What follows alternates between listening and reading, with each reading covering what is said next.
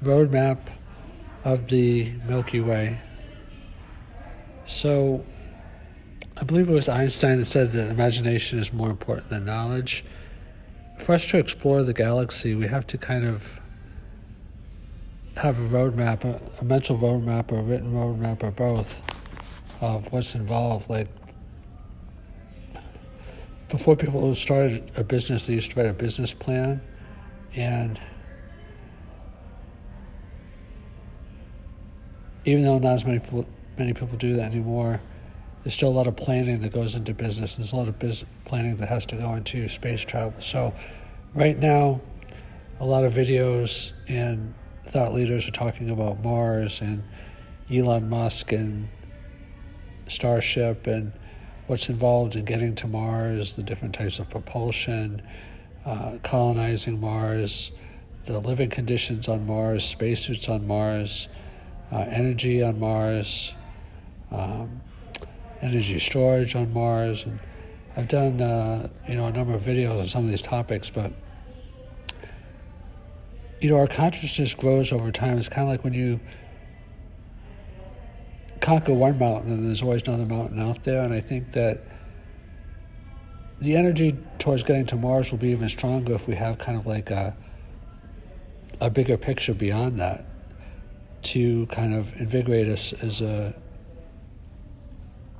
human species. Not that everybody has to think about the same things, but if we think about, there's been exploration missions. The Russians landed on Venus a long time ago.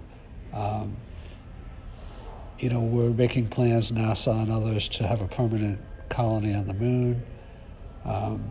We've had probes to Titan, at least one, Jupiter, Neptune, Pluto. Voyager has, I think, is in interstellar space now, both of them, I think. And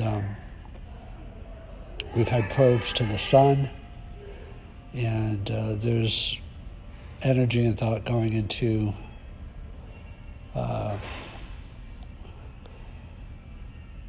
doing light sails to Alpha Centauri.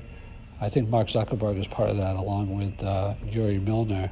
So the roadmap to the Milky Way would be kind of like an encyclopedia. Well, like in a regular encyclopedia, you have botany, and then you have chemistry, and then you have dentistry. I'm just going B, C, D, a lot of other topics. And we need a whole roadmap of also the NASA, I think it's NASA lander, just landed on the asteroids, bringing back a sample now. It takes 3 years to get here. If it doesn't escape, because they got so much of the sample that some of it is leaking. So we need a whole roadmap or encyclopedia of what's going to be involved,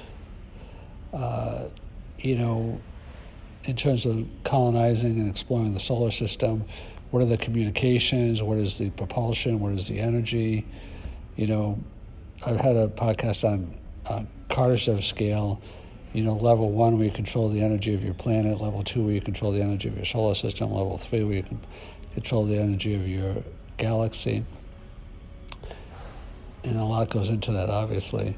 And then kind of a roadmap of there's so many discoveries made of possible habitable planets, possible stars that we want to go to, but it's not really in our consciousness. It's not something that's really embedded in terms of what we're thinking about. Most people just have a real fuzzy idea of Star Trek, Star Wars, colonize, but they don't really know the specifics of what that involves. So I listened yesterday because if you're interested in space topics, subscribe on YouTube to Isaac Arthur. He has just an incredible encyclopedic history of videos on really interesting topics, everything from interstellar travel and interstellar highways to Kardashev scale to just so many, many, many topics, hundreds of videos, I think. And he was talking about Mars in one of his videos yesterday, and he said he was drawing upon information from the National Space Society, NSS, and their roadmap. So I went to YouTube and I searched for National Space Society roadmap, and I found a couple of videos, but I listened to one that was about an hour, and it's very like brief. Like they talk about going to the moon, going to Mars, and then possibly to the asteroids. But we need like a whole 50 or 100 year plan to kind of like put things into context, because people are not that excited about going to the moon unless they realize that like it's part of something bigger. Just going to the moon is great. I mean, to the moon or to Mars, as heroic and gargantuan effort as is, we don't know we can accomplish that. If we have like I know Jack Ma in Alibaba, he has like a 100-year plan for his company. We need like 100 or 500-year plan for space colonization, then start filling in all the gaps. That's where you really get like not only the excitement, but you get like the careers. Like if you know like what's going to happen in the next 20 years, what's going to happen in the next 50 years.